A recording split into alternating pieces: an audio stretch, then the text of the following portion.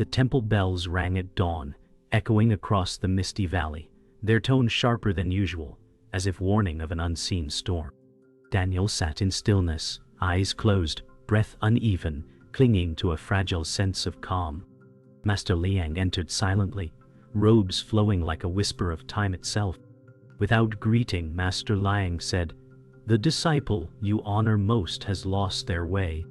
Daniel's heart froze, confusion spiraling. Lost? Daniel thought, pulse racing. How can one who walked in clarity now stumble? Master Liang's voice held no anger, only gravity. Truth blinds when clutched too tightly. Attachment has stolen their path. Daniel's chest tightened.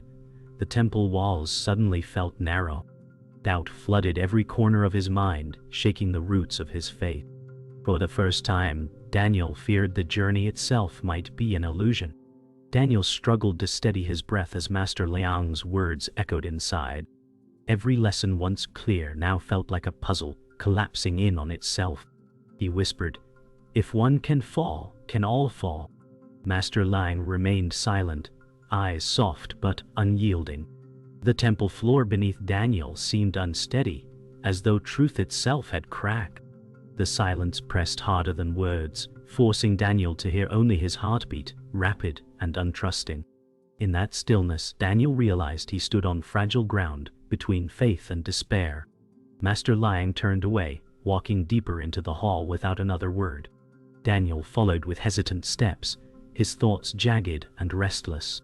Doubt whispered, "Perhaps I too will lose my path." Each step echoed against wooden floors like accusations. Master Liang's silence was unbearable, yet magnetic. Daniel longed for clarity but feared the answer. When Master Liang finally paused, he said, "The way is not lost, only the eyes that see it." Daniel trembled, caught between hope and dread. Daniel's mind spun. Each phrase from Master Liang seemed like a riddle carved from fire. His voice cracked as he asked, "But Master, how can one so devoted stumble?" Master Liang turned slightly, eyes glimmering with depth, and answered, "Because devotion can become a chain when tied to pride." The words struck like thunder. Daniel lowered his head, chest heavy. Pride. Could it be his own? The silence afterward became unbearable, stretching like a mirror reflecting his flaws. Daniel retreated to the courtyard, breath shallow, eyes filled with storm. He gazed at the mountains beyond the temple, their peaks veiled in morning haze. They had once symbolized peace, now they loomed like impossible walls. He whispered, "If truth can chain, if faith can fail, where is freedom?" His chest ached as though a stone pressed upon it. The wind rustled through the bamboo, carrying silence heavier than words. Daniel realized his journey had begun not with peace, but with a wound. Daniel sat alone in the meditation hall, the sound of rain against the wooden roof echoing his restless mind. His breath came uneven, each exhale breaking against a wall of doubt. He remembered Master Liang's words, and they pierced him anew, sharper than the storm outside. "If one devoted can stumble, then what of me?" he whispered. His chest felt heavy as though years of expectation pressed upon him. Every teaching, once a beacon, now seemed like riddles, mocking his effort. His heart raced, the stillness unbearable. He whispered, "Am I already lost?" But the hall remained silent, the shadows answering nothing. The storm worsened, thunder rolling in the valley, rattling Daniel's fragile calm. He pressed his palms together, but the silence mocked him. His breath faltered. He remembered the smiles of other disciples who seemed at peace, and envy burned through him. "Why do their breaths carry ease while mine is burdened with weight?" he thought bitterly. He bowed his head lower, whispering, "Perhaps I was never meant for this path." His eyes stung with unshed tears as the temple shadows grew longer. His faith, once firm, now trembled like a candle struggling against the wind. Daniel rose unsteadily and walked toward the courtyard where rain poured in torrents. The water soaked his robes instantly, yet he welcomed the sting against his skin. He stared at the mountains blurred by storm, his voice breaking. "If truth is freedom, Why am I bound tighter each day? His cry vanished into the roar of rain. The bamboo trees swayed violently, as if mocking his turmoil. His heart pounded, fear clawing at his chest. He wondered if peace was only a story told by others, an illusion he could never touch. The skeptic appeared in the corridor, dry beneath the eaves, a faint smirk tugging at his lips. Thomas said, "You search for answers in silence, yet the silence breaks you." Daniel froze, shame and anger twisting inside. You know nothing of this path," he snapped, but his voice wavered. Thomas leaned against a wooden pillar, arms folded. "No path exists," he said coldly. "Only the stories weak men tell themselves." Daniel's throat burned as he fought the urge to collapse. His doubt deepened, sharpened by Thomas's words, each one cutting like stone against flesh. Daniel stumbled back into the meditation hall after Thomas's words, his steps heavy as though dragging chains. He sank to the floor, his body trembling, his spirit fractured.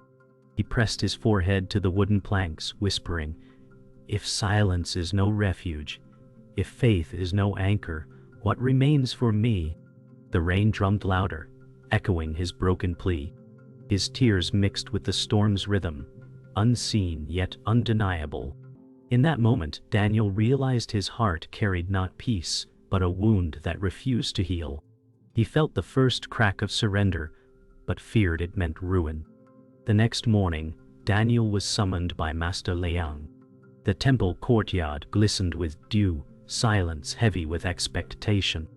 Master Liang handed him a meditation task, saying, "Sit before the stone basin until you see water flow." Daniel bowed, confusion tightening his chest. He stared at the basin, empty and dry, the task already impossible. His pride bristled, whispering that failure was certain. "How can emptiness become water?" he muttered under his breath. Hours passed. The sun climbed, yet nothing stirred but his restless thoughts. Doubt became a storm inside, breaking against the walls of his discipline. Daniel's breathing grew ragged as the hours stretched. His mind filled with the echoes of Thomas's mocking voice, each word striking like a hammer. He clenched his jaw, whispering, "I will not fail." His eyes burned from staring at the lifeless basin, yet no clarity came. Sweat trickled down his back despite the cool air. The world seemed indifferent to his effort, every rustle of bamboo mocking his stillness. His pride fought against his doubt, neither giving ground. The weight of unseen eyes pressed on him, as though the temple itself judged his struggle.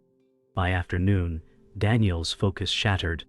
He slammed his fist against the basin, shouting, "It is empty, and so am I."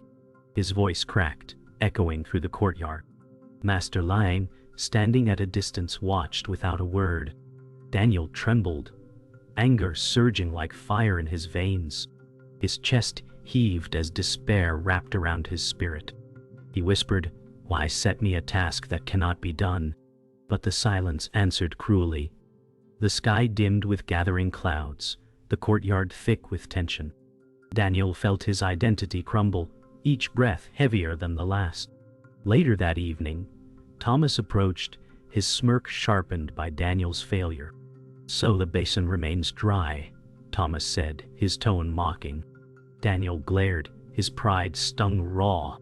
"You delight in my weakness," he snapped, voice trembling. Thomas leaned closer, eyes glinting with superiority. "Zen speaks of freedom, but I see only chains." The words struck deeper than any blow, igniting Daniel's anger. His hands shook, and for a moment he longed to strike. Yet beneath his fury lay the sting of truth, a shadow of fear he could not deny. Night fell, and Daniel retreated to his chamber, the basin's image burning in his mind.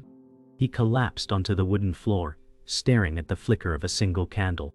"Break before whole," Master Liang's words echoed, piercing his pride. His heart pounded with the fear of unraveling, of losing everything he clung to. His breath came shallow, each inhale a struggle against despair. Shadows stretched across the walls like chains binding him. He whispered, "If I must break, Then what remains of me? The silence gave no comfort, only the sound of his trembling breath. At dawn, Daniel returned to the courtyard, the stone basin before him like a silent judge. His body ached from sleeplessness, yet he forced himself to sit. Master Liang approached and said, "Why do you cling to the basin's emptiness?" Daniel bowed his head, frustration spilling through his voice, "Because it refuses to change." Master Liang gazed at him with calm eyes, answering, "The basin does not change because you demand it. You suffer because you demand." The words sank deep, more cutting than any storm. Daniel's chest tightened, realizing his own grip was the chain that bound him. That night, Daniel dreamed of shadows. He wandered through a misted forest where familiar voices whispered accusations. Among the fog stood his younger self, eyes filled with disappointment. The boy said, "You promised peace, but you only carry chains." Daniel reached out, but the child vanished into the mist. His chest burned with guilt, memories of pride and failure flooding back. In the dream, the forest seemed endless, the shadows pressing closer. He cried, "I do not know how to let go." The mist swallowed his voice, leaving only silence and the echo of his fear.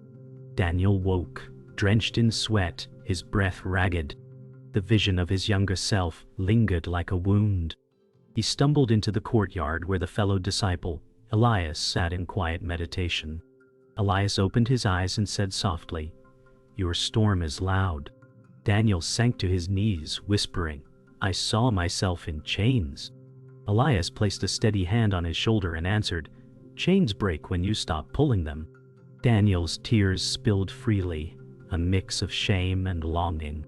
In that moment he realized the fight was never against the basin, but against himself. Later, Daniel wandered beyond the temple walls where he met a stranger cloaked in travel-worn robes. The stranger's eyes gleamed with mischief as he said, "The harder you chase truth, the further it runs." Daniel frowned, uneasy at the riddling tone. The man laughed and added, "Drop the chase, and you may find it already here." Daniel asked, "Who are you?" But the stranger only smiled, vanishing into the bamboo shadows. Confusion swirled, yet his words clung like seeds. Daniel's mind spun as he realized even strangers carried truths he was unwilling to see. That night, Master Liang summoned Daniel to the hall.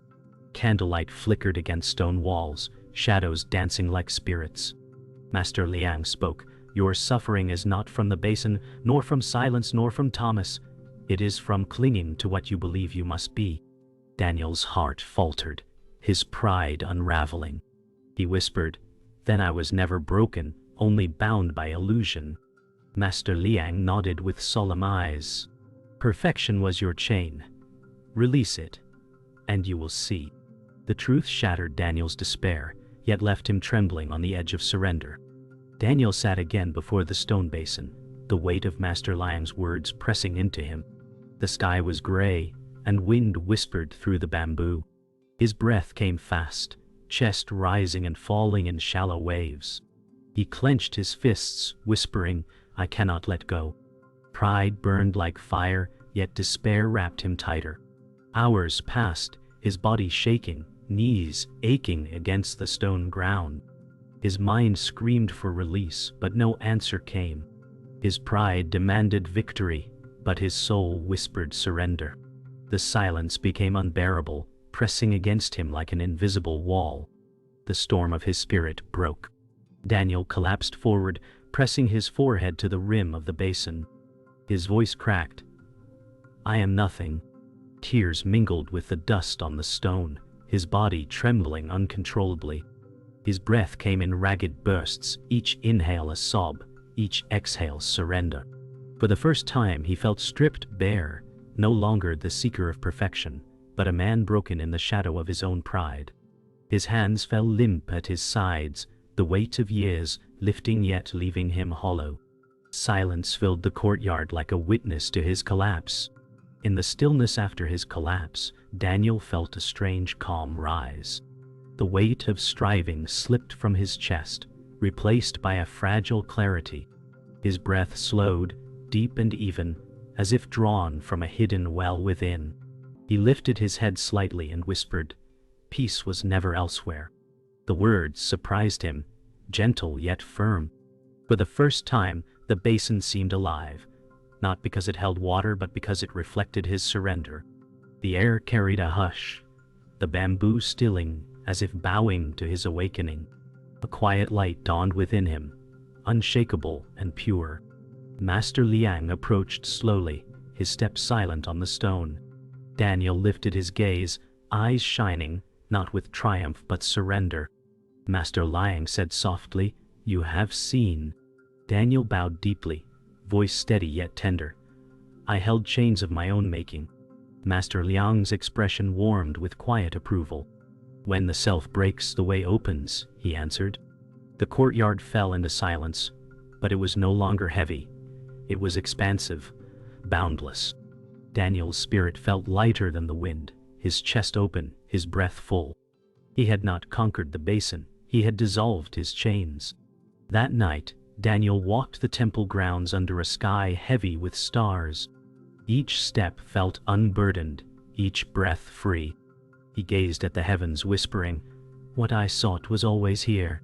The rustling bamboo no longer mocked but comforted, their rhythm like a heartbeat of the world.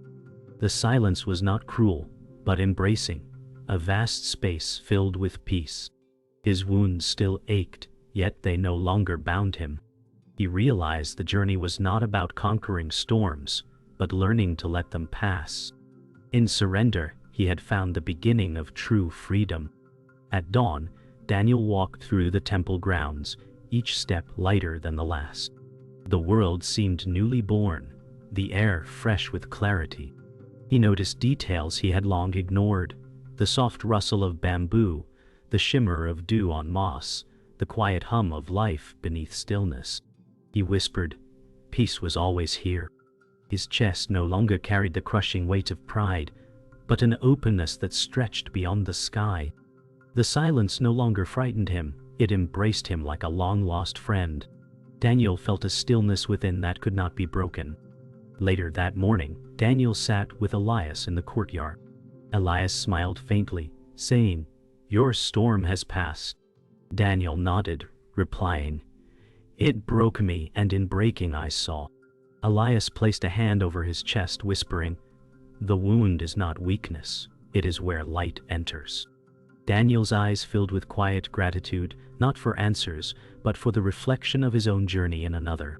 They sat together in silence, no words needed.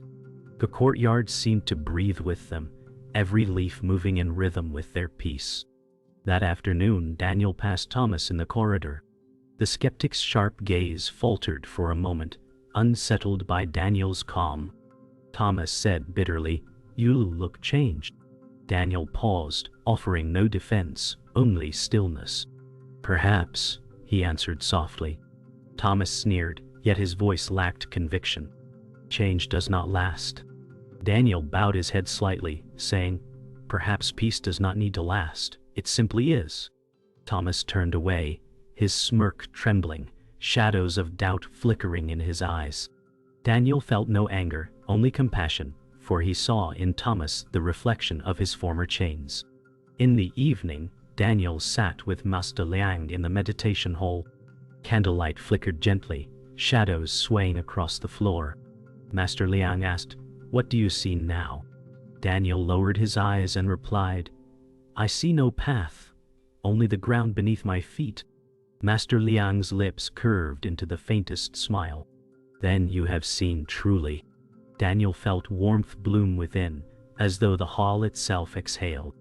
The silence between them was no longer teacher and student, but presence meeting presence. The lesson had ended, yet the journey had only just begun. As night settled, Daniel walked alone through the garden, the lanterns glowing softly. He stopped beside the koi pond, watching ripples dance across the surface. He whispered, "Nothing is missing." The stars reflected in the water seemed to bow in agreement. For the first time, Daniel felt no urge to chase, no need to grasp. The quiet was not empty but whole. His heart beat steady, his breath deep, his mind still. He understood that the journey was never about finding truth but remembering it. In stillness, Daniel discovered peace already within. The morning after his awakening, Daniel walked alone through the misted valley path outside the temple. The world felt familiar, yet entirely new. The mountain peaks glowed softly beneath the rising sun, and his chest swelled with gratitude. He whispered, "I am not lost." Each step seemed to dissolve the weight of years, as though he were walking not toward a destination, but into the heart of the present moment. The air was crisp, the silence rich, and Daniel realized that every breath was a teaching, every step a prayer. His journey was no longer a chase, but a quiet arrival.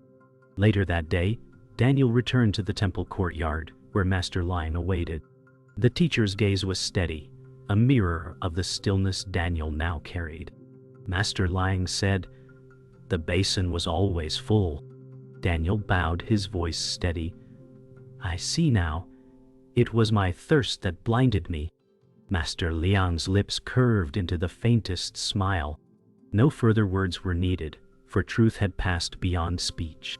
The courtyard hummed with life, birds rustling, wind stirring bamboo, silence breathing. Daniel realized that what had seemed like chains had become threads binding him gently to the present.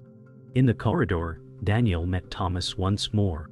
The skeptic's sharpness had dimmed, his eyes weary. He muttered, "Perhaps you found something I cannot." Daniel met his gaze without judgment, saying softly, "The path is not found, it is lived." Thomas turned away, words caught in his throat, the mask of arrogance cracking. For the first time, Daniel felt no sting from Thomas's mockery, only compassion. He whispered to himself, "May he find his own stillness." In that moment, Daniel understood the quiet power of peace. It needed no defense, no proof, only presence. At twilight, Daniel sat with Elias by the koi pond. The water shimmered with fading light, lanterns glowing along the garden path. Elias said, "Your silence is different now. It carries peace." Daniel nodded, replying, "Silence no longer frightens me. It sings." Elias smiled, and for a while they simply breathed together, listening to the ripples on the pond. Daniel felt an unspoken bond between them, one not of teaching or struggle, but of presence shared. The garden seemed to exhale with them, as if all creation whispered, "Here is enough." That night, Daniel stood at the edge of the temple terrace, gazing at the horizon where stars kissed the mountains. The world stretched vast and silent, yet he no longer feared its expanse. He whispered, "I am here." His voice was not a declaration, but a truth resting gently on the night air. The silence did not answer, for it needed no reply. Daniel closed his eyes, feeling his breath merge with the wind, his heart steady in the rhythm of the universe. His journey was not an end, but a beginning carried in stillness.